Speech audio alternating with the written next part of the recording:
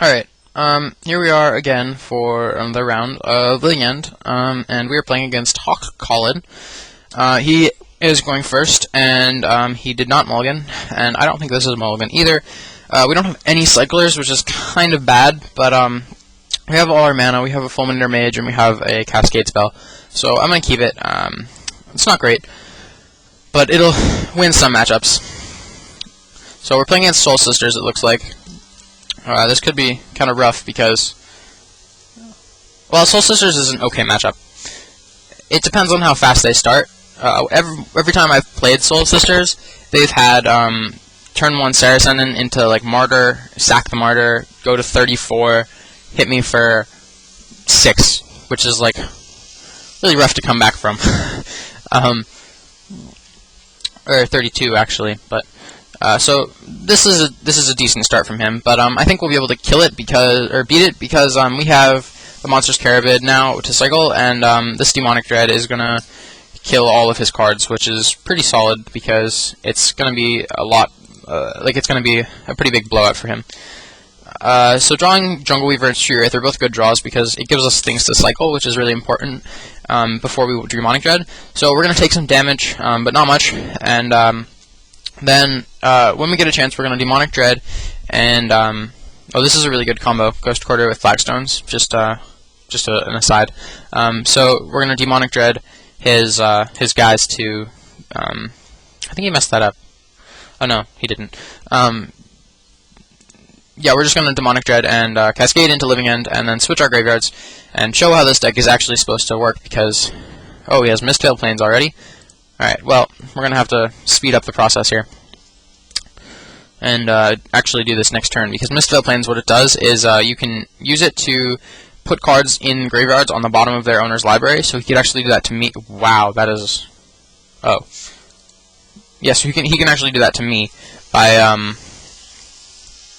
and then just get rid of the cards in my graveyard. So, we are going to take some damage here, and go to 12, which is, go to 12, but the next turn we'll have a big comeback, so this should be okay.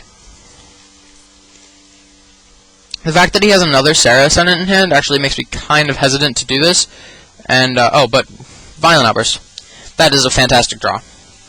The other thing we can do is play Fulminator Mage and kill his Mistveiled Plains, and then go to 3, which is actually okay with me because we have the Knot of the Bone in the hand, and as I was saying in the deck tech, it can bring us back from some pretty bad situations.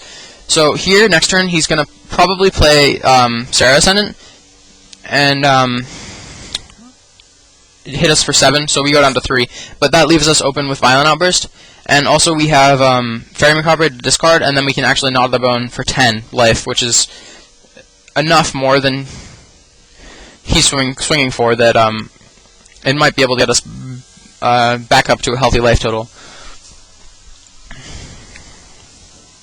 So we go to 3. He plays nothing, which is actually smart of him because he should leave open enough things so that he can just actually he can just play more later. So he's a good player, or she, I suppose. So I'm gonna have this Faerie Macabre exile this Mistveiled Plains and the Martyr so that he doesn't get the Martyr back when I Violent Outburst. And I'm just going to pass. The other thing with Knot of the Bone is it forces them to actually commit more to the board in order to kill us. So next turn when he attacks with everybody, I'm just going to Knot of the Bone and not Violent Outburst. And this gains him lots of life, but in the long run, his gaining life actually doesn't really affect us. So we're going to go to 13, and then take 7, and go down to 6. And then he'll probably still not play anything. But he might. And if he does, then we're getting more value from our Violent Outburst or Demonic Dread, whichever we choose to do at the time. The other thing is because we have so many of these, we can actually do it multiple times, which might be okay here. And come to think of it, I probably should have actually just done that, and then exiled his Sarah Ascendant and Squadron Hawk with the Faerie Macabre, and then done it again, and twice more, and gotten back all of our stuff again. So, because he's not doing anything, I think I'd rather just, get all my guys back. But, I'm gonna give it one more turn, I think.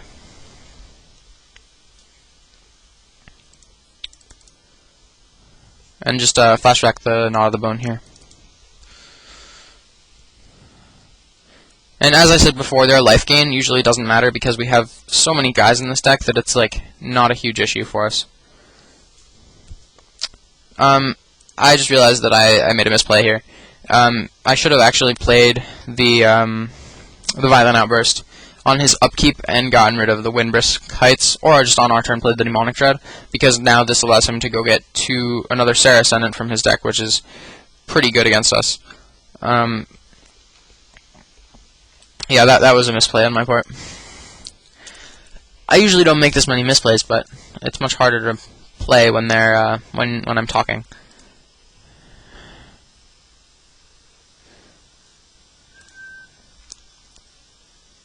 Alright, so he discarded a Serra Ascendant, which is pretty bad for us, actually, because that means that he's going to get it back when we do this. But I suppose he would have just played it anyway. A lot of people don't know about this deck, which is actually a significant advantage it gives to whoever's playing it, because it's kind of, as the Rogue Deck Builder says, it's a rogue deck, so people don't know about it, so they don't play around it as much. But this person, whoever I'm playing against, actually does know how to play against it, which makes it much harder to play against.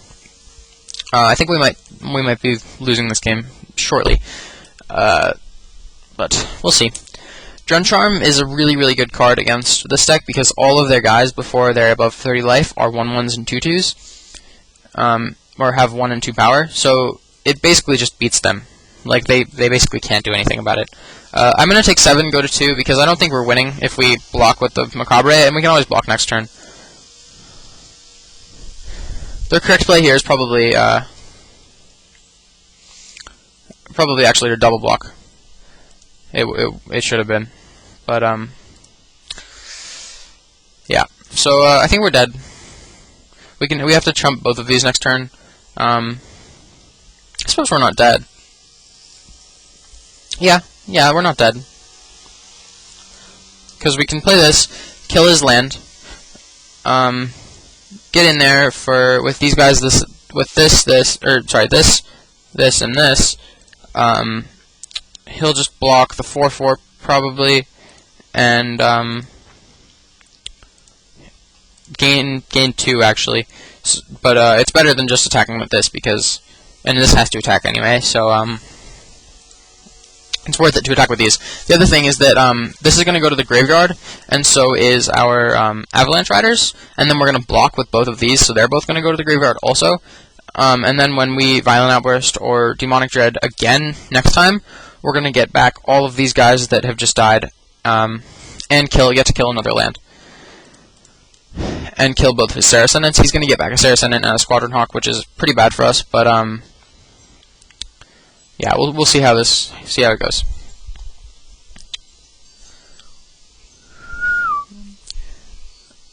Sorry about the lawnmower, guys. If you could hear that before, it's kind of loud.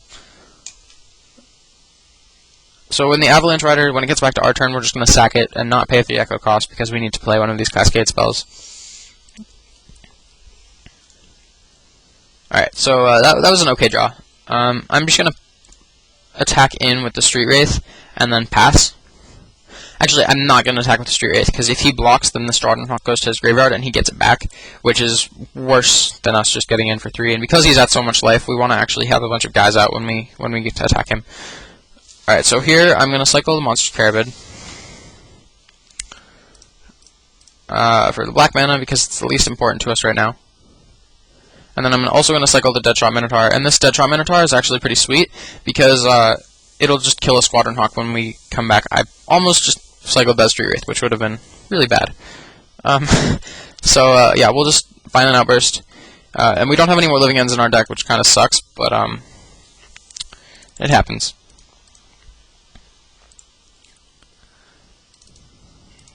So I'm going to get rid of all these revealed cards. I'll just close it. Alright, so we'll do this. He gets back his Range of ES, which really sucks for us, but we get to kill his Squadron Hawk and kill one of his planes too, which he'll probably Ghost Quarter. Well, yeah, he'll probably just let it die, actually. Or Ghost Quarter in response. Either way, it does basically the same thing. So this is still a pretty bad spot we're in, because he does have 2 Squadron Hawks in his hand, which are both going to, they're both 2 power guys, so they both kill us.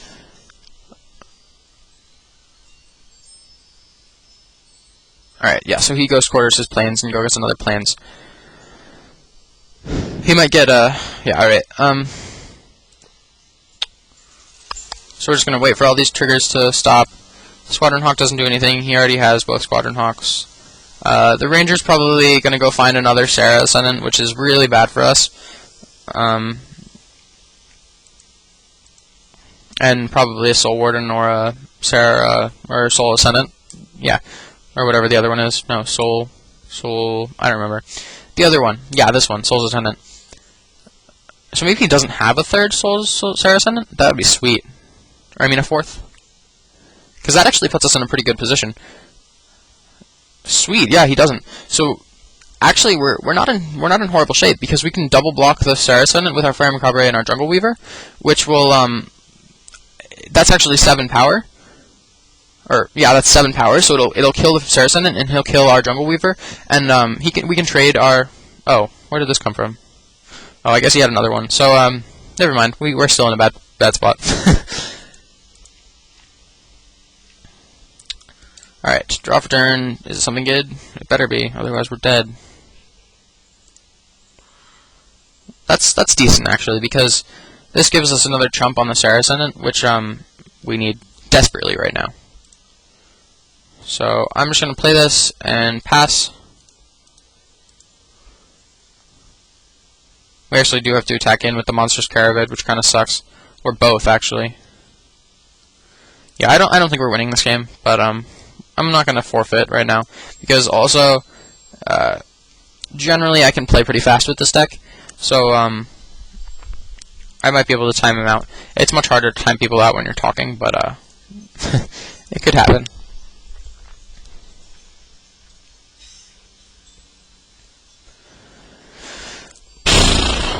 This is very bad right now.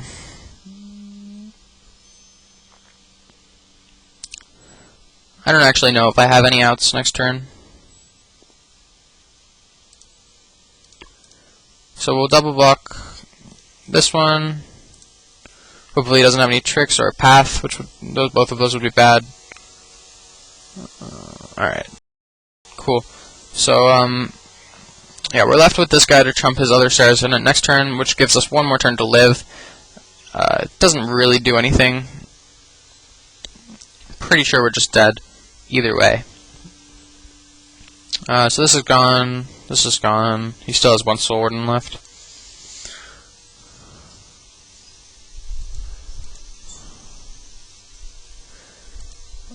And yeah, so we're just dead.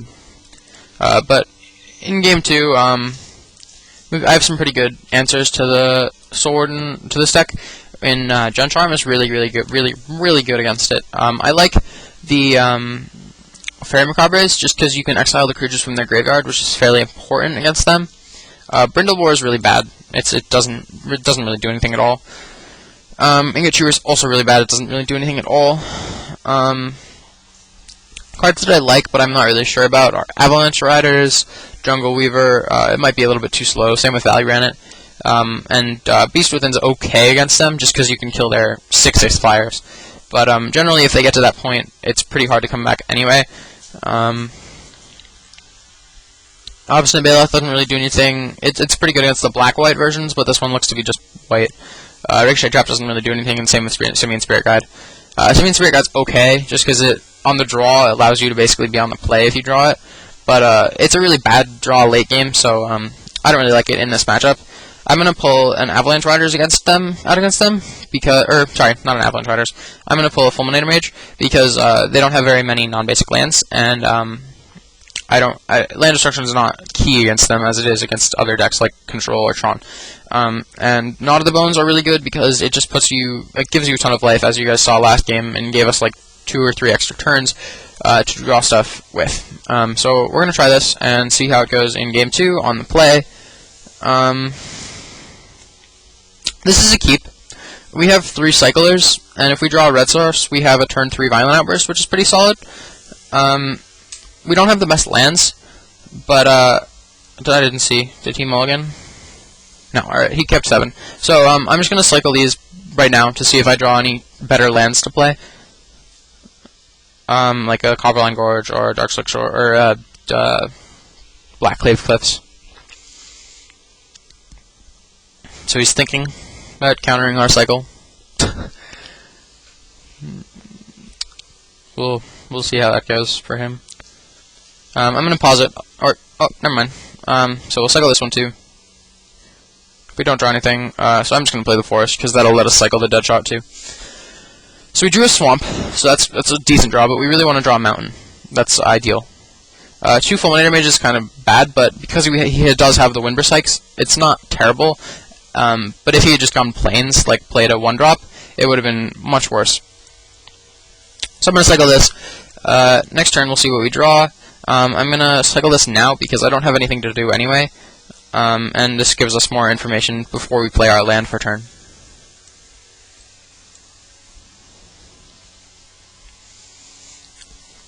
The correct play, if we draw nothing with this, is just to play Swamp in case next turn we draw Swamp or Forest or Mountain, so that we can play Fulminator Mage. Whereas if we play Forest, we can't play this next turn regardless.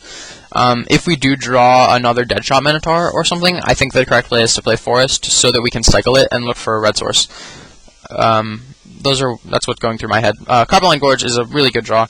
It allows us to play the Fulminator Mage next turn, or the Violent Outburst, both of which are really strong plays, but I think next turn I'm just going to play the Fulminator Mage and kill his Windburst Heights, depending on what the... Oh.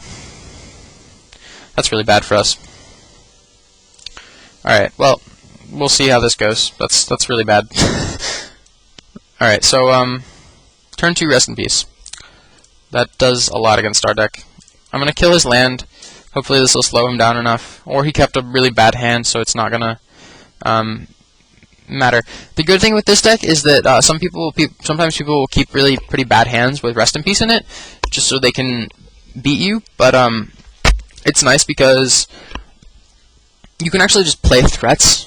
Like I can just play the Monstrous Carabid for 5 and start hitting him with it after destroying a bunch of lands, and that might actually get there by itself. So next turn the Avalanche Riders is going to come down. Oh man, gosh, this deck is really good. Just like going Saracen and Martyr are both like so strong together.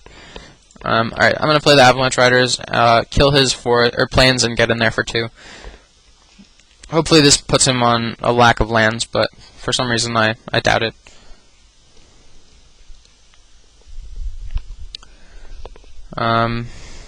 Yeah.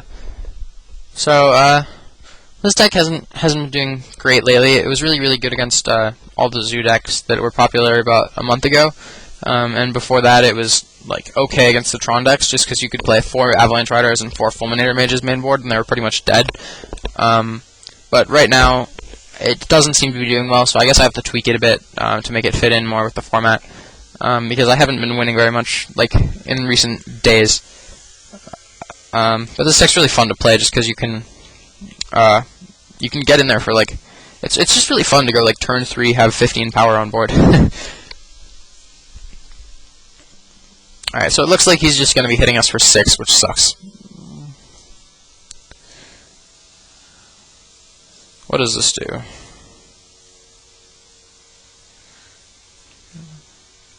Yeah.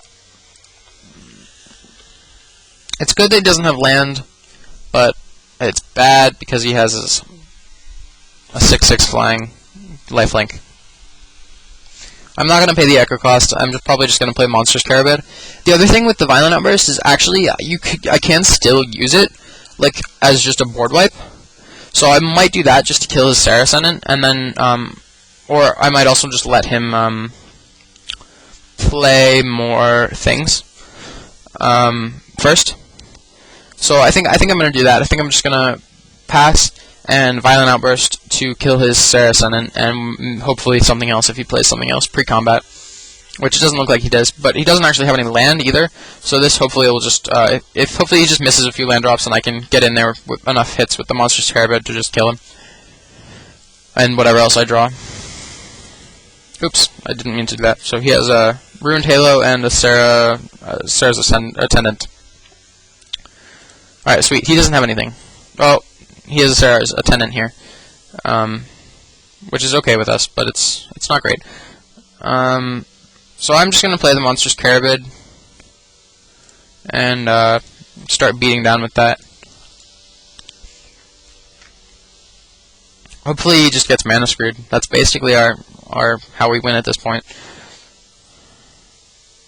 And it's rough because with Soul's Attendant and Ajani's Pridemate, you can just play the Soul's Attendant and then play Ajani's Pridemate as however many of these you have out, because the life gain triggers will go on the stack when this is in the battlefield, and you'll get a counter for each life you gain. So it's pretty bad for it's rough to deal with. I'm gonna pause this. I'll unpause it when he comes back. All right, he's back.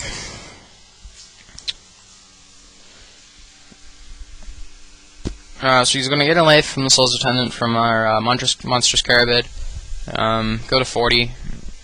It's gonna be pretty hard to win this game just because he has a lot of life and we don't have a huge amount of guys. It's really hard to beat a turn 2 Rest in Peace. Turn 3 Rest in Peace is much more easy to beat because we would have had either Fulminator Mage to kill his land and slow him down, or Violent Outburst to just actually win.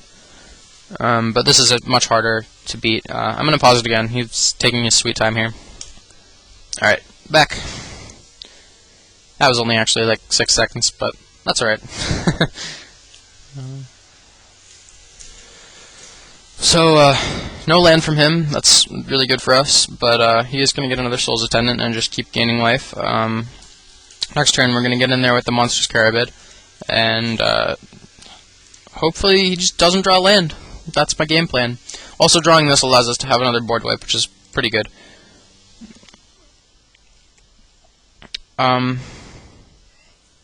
What I might do next turn is play the Fulminator Mage, and on his upkeep, kill his Flagstones of Trokair, so he'll get a land into play tapped. So even if he does draw a land, he won't have a play for this turn, because other than that, Fulminator Mage isn't really doing anything. The other option is just to keep Fulminator Mage as an attacker, which is only a 2/2, which is kind of bad, but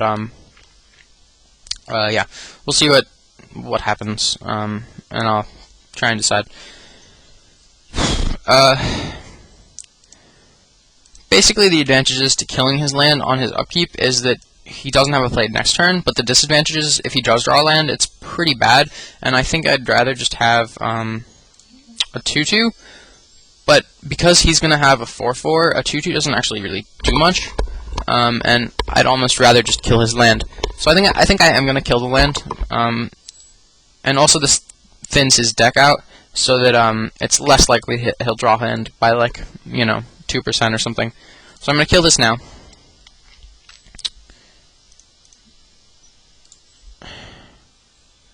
Oh, he didn't get a land. Oh, because of Rest in Peace. Because it never went to the graveyard. Oh, that's awesome. So he's actually, like, really mana screwed now. Sweet. So I do need to draw a blocker, which is kind of... Oh, there's one. Sweet. So, yeah, we're actually in this game. Because he has to draw 2 lands to actually do anything.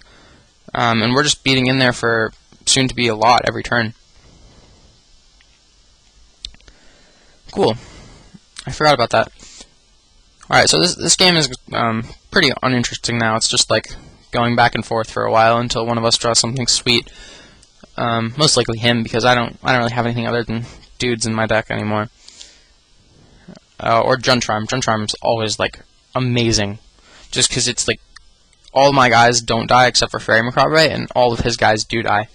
And it's just, like, it's pretty much the best card against his deck, or if I can't just Cascade on turn 3. And as I said, I usually can play pretty fast, and he is timing out at, well, he's obviously not going to lose anytime soon, but at 12 minutes versus my 15.5, if he continues to play this slow and I do win this game, there is a chance he'll time out next game. It's pretty small chance, but it's okay. I'm going to pause here. I'll come back when he comes back. Alright, he's back.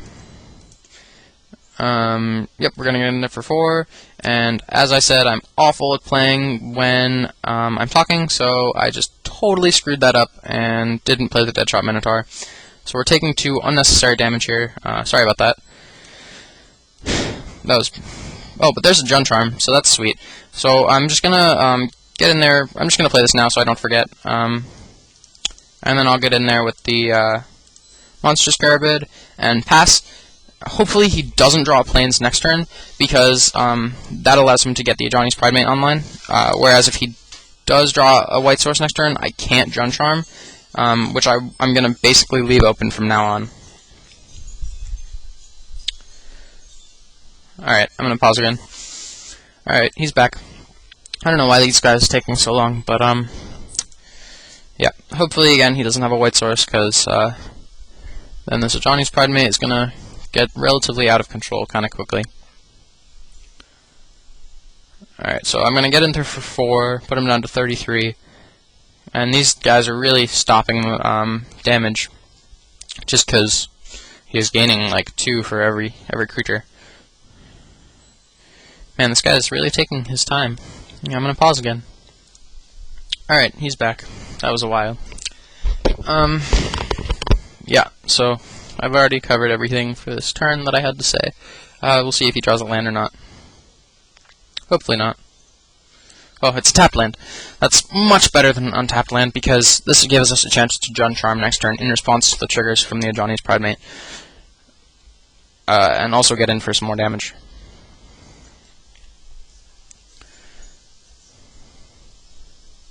Be nice to draw a Fulminator Mage. Or an Avalanche Riders. Any land destruction.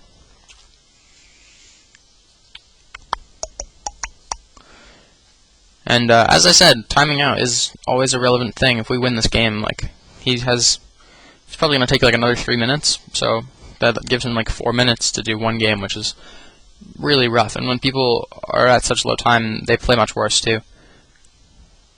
Yeah. Alright, it's back to our turn. That's not a good draw, because they don't really do anything right now. They're just 2/2s for flying. I'm going to attack in with both of these. Next turn, my plan is just to Jun Charm away his guys. We'll see how that goes. She drew another Tech Edge. That's okay. I mean, it's not a white source, which is good. Alright, so here's the Ajani Pridemate. So in response to these triggers going on the stack, I'm going to Jun Charm the board and deal 2 damage to each creature. So this will 3-for-1 him. He gets to gain 2 life, but all his guys die, which is pretty sweet. And that puts him to 28, which puts him on a 4-turn clock by our 7 damage turn clock. If he draws nothing, but I assume that he will draw stuff. He has a Ruined Halo in his hand also, which he can give, if he draws a white source, he can give our guys himself protection from our guys. And he will play Ghostly Prison at some point, so we're gonna have to pay mana to attack. That's kind of bad, but drawing Living End here isn't the greatest, but it's also not the worst. Actually, it pretty much is the worst, because now we have 1 less board wipe in our deck, and we have 1 less. We didn't draw anything useful, so I assume he's just gonna play Ghostly Prison here. We're gonna get in with our guys and pay the 4 to attack with both of them. That's a pretty mediocre draw, just because it's another board wipe, which we don't really want at this point. Basically, what we want at this point is just another creature, or another Jun Charm, or some land destruction spells, like Avalanche Riders or Fulminator Mage. So I think he's going to play Ruined Halo and named Monstrous Carabid. So this is going to change his clock significantly, because it's going to change it to a 2-turn clock to a 5-turn clock, because he's not going to take damage from Monstrous Carabid anymore, which is pretty bad for us. This card's really sweet, actually. It's really good against like Grapeshot decks, because you can just name Grapeshot and they can't kill you, basically, because you have protection from Grapeshot. But they can like bounce the Ruined Halo with an Echoing Courage or Echoing Truth, I don't know, whatever the blue one is. So yeah, as I said, he named the monster's Carabid. So on our turn, we draw another Demonic Dread, which is really not great. So I can't even attack with the monster's Carabid, which is actually fine. I'd rather not be able to attack with it than attack with it and have it do no damage, because this way at least I can block. I'd love to draw a Swamp too, just so we could start playing these Fairy Macabres. It's not the greatest, but they are 2/2s, so they will do something. So he's another Runed Halo naming Deadshot Minotaur, so that's rough. Now we basically have nothing, because we can't deal him damage, and it's just not very good.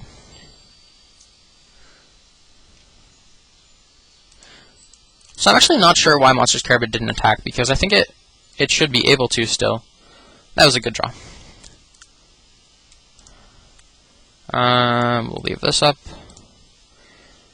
I'm just going to kill a Windbrisk Kites. I don't think it really matters which, but I'd rather kill one of those than Tech Edge. Just get in for 2.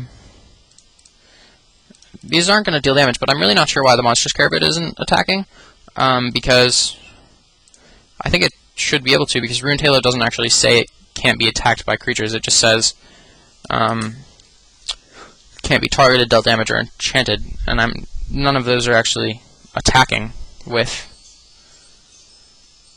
So hopefully this isn't a good card. Martyr's gonna gain him life probably, which sucks because that's never fun for us. A Johnny's Pride Caller thing, that's fine.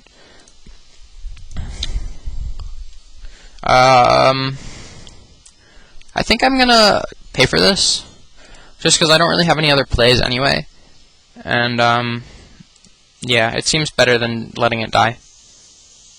Alright, so we drew a Swamp. I'm gonna not get in there with the Avalanche Riders because I think he has something to pay, like to reveal with the Martyr. I'm just gonna play. So I have a few options here. I could either play a Fairy Macabre and just start hitting him for 2 in the air, which or 4 next turn, or I could Demonic Dread and get rid of all these creatures, and then start playing Fairy Macabres. But I think that I'd rather actually just play this and put him on a pretty decent clock with 2 Fairy Macabres. Next turn he's going to go to 7, and then I'll have 2, and then he has on a 2-turn clock again. But he is a life gain deck, so there's no saying how long it'll actually take. Ranger of Eos is a really bad for us, because this allows him to fill up his hand with white creatures, which he can then reveal with Martyr. And he's probably just going to get 2... Serra Ascendant allows him to gain a bunch of life, go to above 30, and then play that, and just have the big 6/6 again. So I'm going to get in there with the Fairy Macabre and the Avalanche Riders, because he is tapped out. And then I'm just going to play another Fairy Macabre. Whoa. Whoops. Alright, I forgot to pay the mana. Alright, there's 4. Get in there. That's a fine trade with me. I don't mind that. Just play another one of these. So we're still in this. He's going to gain a bunch of life, which is really bad, but we are still in this. I'm not sure why he's not using Martyr, because it seems like that would be awesome for him right now. Although these Pridemates are going to get out of hand pretty quick. So I might have to Demonic Dread pretty soon and just kill everything. I'm going to let him play the Serra Ascendant first, though.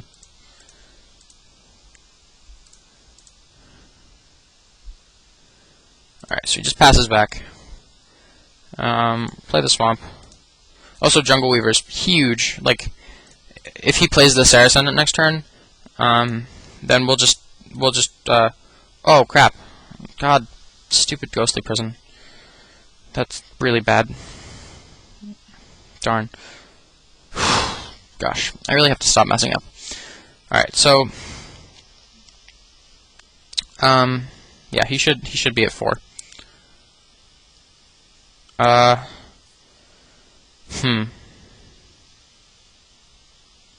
think I just say go. instead of either playing Jungle Weaver or Demonic Dread. Let him play out more cards, and then I'll start. Because Saracen isn't going to have flying next turn, so I will still be able to hit him with the Fairy Macabres for a bit. Basically, it's just these things are going to be 4/4s and 3/3, and these are going to be big now, so I'm going to have to start chumping them. Alright, so he plays another Martyr. These Martyrs, he only has one card in hand, so they're going to gain him a max of 3 life. I'm just going to chump both the Ajani Pridemates. Next turn I'm going to get in for 4, put him to 6, and then Demonic Dread. And kill everything. And I think, let me double check and see if I have another living end. Oh, so he doesn't attack. Yeah, there's only one living end in here, so I do have another one. Sweet. So yeah, I'm just gonna play this. Get in there. Pay the 4. Okay. He goes to 6. I suppose I should have attacked with everybody if I was going to kill stuff anyway, but he probably would have just blocked, but possibly not. So now I'm just going to do this. Kill everything. Next turn I'll follow up with Jungle Weaver, which should just finish him off. Because with one card in his hand, even if he gains 6 here and goes to 11, the Jungle Weaver will still just kill him pretty soon.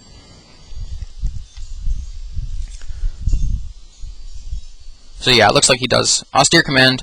I'm not hugely worried about that. Eventually it might be a problem, but right now it's not. Because he has to get 2 more lands, which is a lot of lands for this deck because they don't play that many. I'm not really sure why they play Austere Command. I mean, I know it kills none of their stuff and all the opponent's stuff, but like they have to have 6 mana, and oftentimes they just don't get to 6 mana. I guess he only has to draw 1 more. That's much worse than 2 more, I suppose. Alright, so he goes to 12. I'll play the living end, and then yeah, we'll just pass. Next turn I'll play a Jungle Weaver. Hopefully he just draws nothing. That's much better than nothing. That's like really, really good right now because it just fills up his hand and makes it much harder for me to win. If I didn't have this living end in my hand, I wouldn't be so worried because then he wouldn't have anything, but because I do have this in my hand, I can't actually really do anything with it. So next turn I'm still going to play Jungle Weaver. That doesn't do anything now. I'm just going to play the Jungle Weaver, and next turn I'm going to actually suspend, or if he plays the Austere Command and kills the Jungle Weaver, I'm gonna suspend this and hope for the best. But I might just be dead here. We'll see.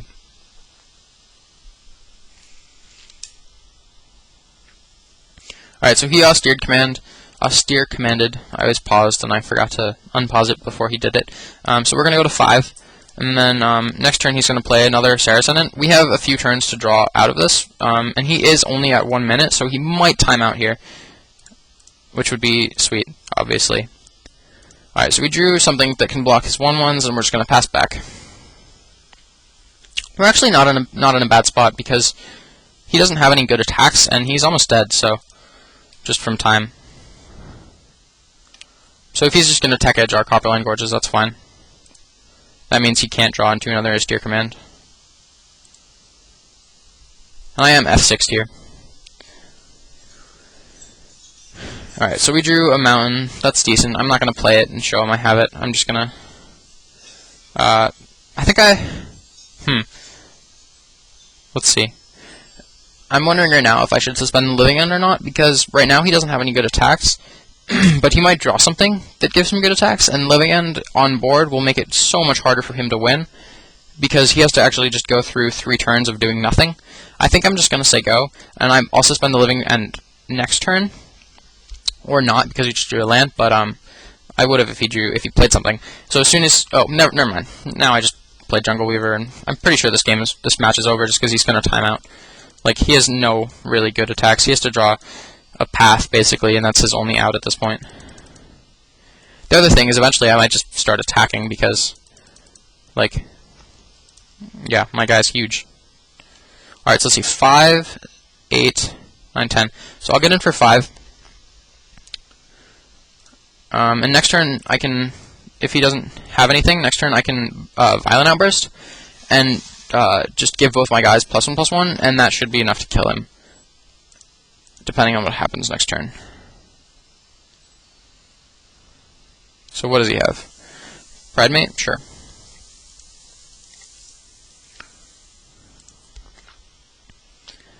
Alright, so here I could attack with both, but I think I'm just going to get in there with the Street Wraith, and leave the Jungle Weaver to block, and then next turn I'll attack in with both and see what happens, because I really don't want to die here, and I think this is the best way to go about it. If he quadruple blocks, I'm just killing both Saracens.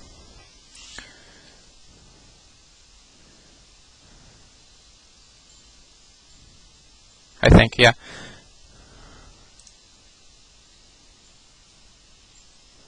I actually probably should have Violent Outbursted just to kill all his guys, but especially because now he gets to do that I forgot about. Yeah, that was bad on my part. Whoops. Hopefully it won't come back and bite me in the butt and he'll kill me, but if it does, that was poor.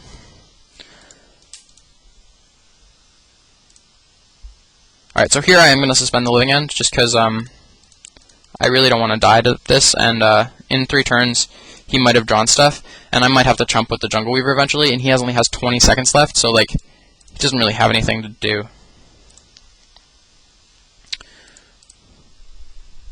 Alright, so there's a Valorant to follow up from the Living End if we need to. Again, I'm not going to do this, he'll probably just time out and lose. That's my plan anyway.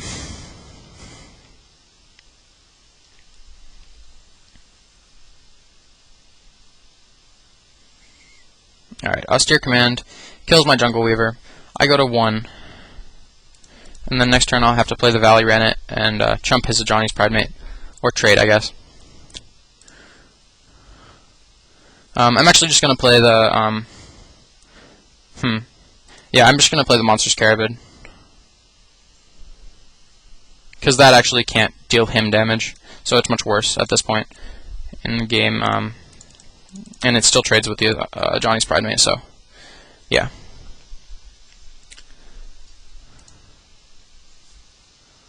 Alright, so he has 2 seconds left. He really has to have Path here.